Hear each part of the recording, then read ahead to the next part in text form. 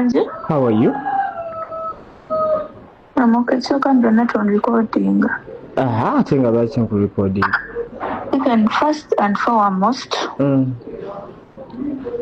Ejo. Nabad. What did she? Nabadao. Ewaka. Ikiranze mbadde mulwadde. Ambeera byange. Sina gwentekanya, sina gwensumbwa, sina gwenkubira mulanga. Kushi nankubira nangamba ejo bankulabye lwakito. Bankulabye mu Kushi, Reason Kushi. Reason Kushi. Tikane kusaba tulikodinga. Ate nga Ne mugamba ye ndi mulwadde n'ambuuza ki ekikuluma. Ne mugamba nina thyroid lymph nodes. Thyroid lymph nodes. Thyroid lymph nodes. Obuntu bwali bwanzimba mu kini mu bulago. Kushi najjako essimu. Nangamba kujja tukunoonyeeko. Ne mama Blackman yadde akumbuuzako nze saagala mawulire. Ne mugamba kale. Ndayira okwebaka ku muganda wange yafa e Magombe. Siina muntu gwe nazzeemu okwogera naye. Essimu eyazzeemu okunkubirwa maama wange. Nangamba biki bino byendaba. Ekyamazima ne nkubira Kushi. Ne mugamba Kushi.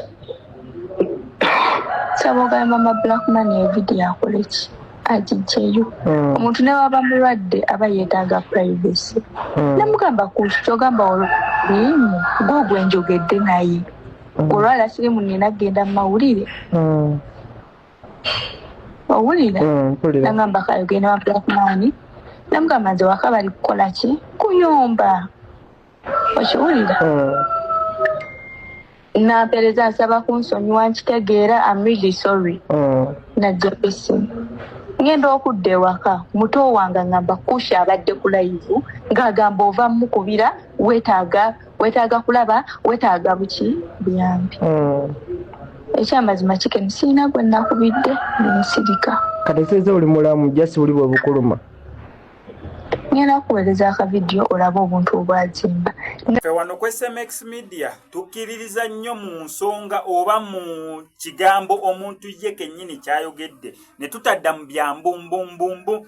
Dush okusinziira ku ssimu gye yabaddeko ne Chicken yategeezezza eggwanga nti yetalwangalangako bulwadde bwa kansa amawulire agasatuleetinze nga na wano ku SMX Media twalikoledde olw'ensonga nti neera tetuyinza laba ggulire lya muntu nga mulwadde ne twesirikiraawo nedda ensonga lwaki twakoze eggulire era bwe tutyo nga tuyita abantu ab'enjawulo okuvaayo basobole okubeera nga bakwasaganyizaako TikTok ono Dushi naye asobole okubeera nga afuna obuweerero okusinziira ku Dushi yavuddeyo n'ategeeza eggwanga nti si mulwadde okusinziira ku eyo audio gye muwulidde neera just yali yafunamu buzimba butono mu bulago naye nga talina kansa so omuntu yenna actually yanyiigidde nnyo oyo yaviiriddeko amawulire g'okubeera nga satulatinga nti alina kansa w'omu bulago.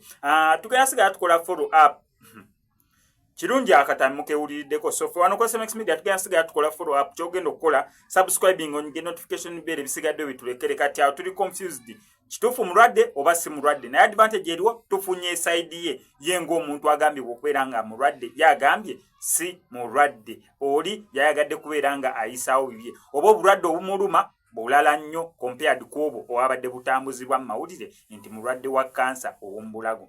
Kankusaba subscribing on ngenda ku notification bell tojja kubeera nga missing updates naddanga zino bwawulira nti wandyagadde okubeera nga olanga naffe otukubirako ku enamba y'essimu ebisigadde n'obitulekera.